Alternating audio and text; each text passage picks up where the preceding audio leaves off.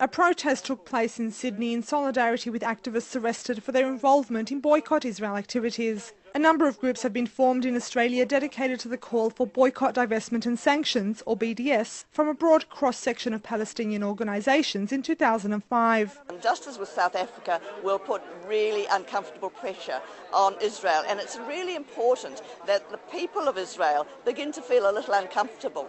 They are far too comfortable inside their bubble. They can live a few kilometres away from where these dreadful abuses are happening, and they do not react because they pay no price. They need to pay a price for their occupation of the Palestinians. On July 1, the Victorian Police launched what protesters described as an unprovoked attack on a peaceful demonstration outside the Max Brenner Cafe in Melbourne. 19 people were arrested in what protesters believe is an attempt to intimidate the BDS campaign, which has been growing in Australia. 2 Sydney activists were arrested on July 9 at a similar protest. The activists face up to $32,000 in fines.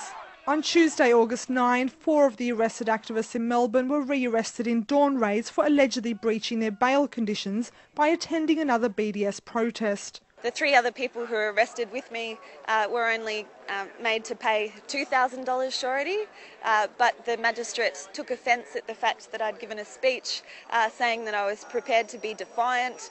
The police quoted this speech, and the magistrate really didn't like that, and so said that I would be put back in jail unless I could provide $10,000. On August 8, the Victorian government asked the Australian Competition and Consumer Commission to investigate calls for a consumer boycott of the Israeli-owned Max Brenner chocolate shop to determine whether the boycott campaign is in breach of Commonwealth law.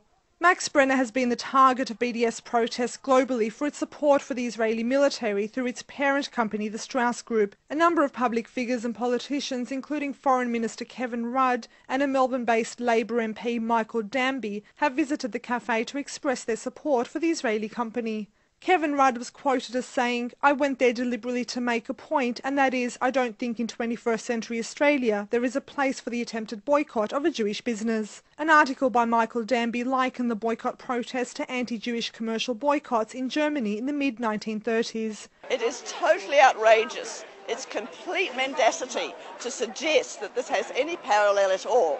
Boycotting Israel has nothing to do with Jews as such. It's to do with Israel and its policies. And this constant lying by the pro-Zionist brigade is just outrageous. A unified statement by BDS groups in Australia states that the active attempts to repress Australian organisations that work to promote Israel's accountability before international law is beyond reproach. Rihab, Charida, Press TV, Sydney.